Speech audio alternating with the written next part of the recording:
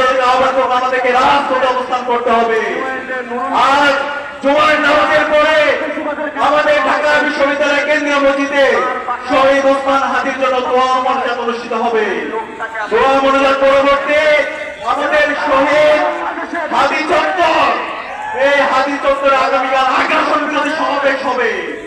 এই আগ্রাসন বিরোধী সমাবেশে বাংলাদেশের সকল রাজনৈতিক দল, ছাত্র সংগঠন, ফ্যাসিবাদ বিরোধী দীর্ঘদিন আমরা লড়াই করেছি, সবাইকে ঢাকা বিশ্ববিদ্যালয় কেন্দ্রীয় ছাত্র সংসদের পক্ষ থেকে আমরা আহ্বান করছি, আমরা সবাই আমাদের শহীদ ওসমান হাদির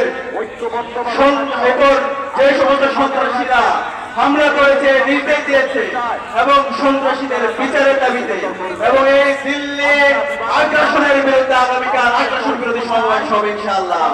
সেই সমাবেশে বাংলাদেশের ভর্তিকামী ছাত্র জনতাকে উপস্থিত হওয়ার জন্য আহ্বান করছি।